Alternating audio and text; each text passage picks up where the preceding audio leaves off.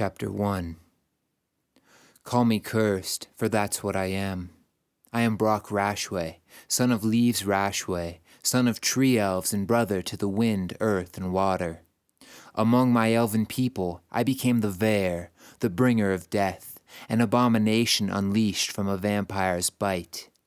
Yet Celeste is my blessing through my curse, the light in my darkness. Chills racked my body, and I stifled a shudder. Despite draining a murderer's kaj, life essence, with my power in the last village, the hunger still tugs inside me. Celeste confirmed he was guilty, but I tasted his glee whenever he'd taken a life and bathed in their blood. The vileness of his deeds seeped into me as though I had done the killings. The copper taint upon my tongue and the adrenaline coursing through me remind me of my actions. Shadow Dancer shifted under me, and I pulled Celeste tighter to my chest. Even though he's the largest horse I have ever known, he acts more human than animal. Instinctively, he seems to sense when there is danger about, especially to Celeste. Through the forest in the land of the humans, we maneuver closer to the barrier of my elven home, Tamlon. As we move past a group of fallen logs, my gut clenched at the memories that flooded me. A year ago, the vampire attacked me here. I gave him a hand to help him rise from the forest floor. I should have known he wasn't human. His sallow face seemed to glow in the moonlight. Poking out from rags lay his arms and legs, which resembled skin stretched over sticks. So cadaverous was his face, I'd have thought him dead if he hadn't moved. My fingers brushed the bite marks on my neck. Now I am cursed from his bite, for neither food nor drink fills me. My lineage, both elven and distant human, tainted by a vampire, did not bring the thirst for blood, but for kaj. 2 days has passed since my last feeding. The hunger grows, soon to be unbearable. Any humans I drained never sustained me for more than a day or two. Other species like elven or magical creatures sated my hunger for weeks. Yet I am repulsed by the idea of draining one of my own species.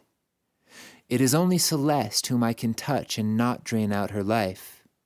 I nuzzle her neck and breathe in her scent, lavender, musk, and a trace of the soapstone she used this morning during our bath.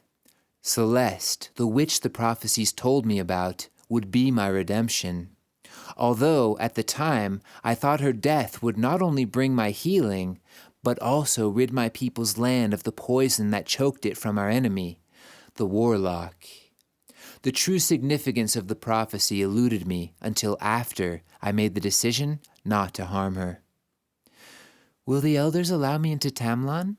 Celeste glanced at me over her shoulder. Aren't humans forbidden in your land? Your power heals the land, breaking the warlock's frozen winter and blight, corrupting the trees. Both should assure my elven elders' acceptance of you. Perhaps the rules forbidding contact with humans can be abolished as well.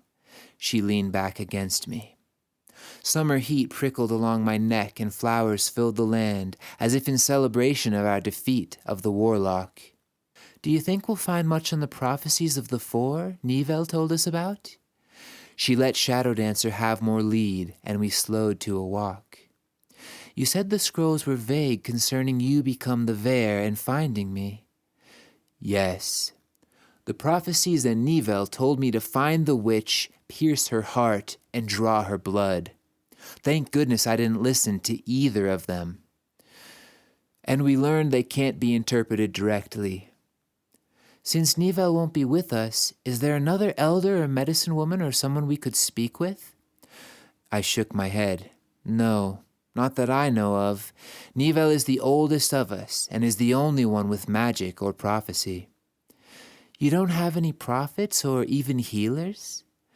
After she shifted in the saddle, she raised an eyebrow looking back at me. What happens if one of you is injured?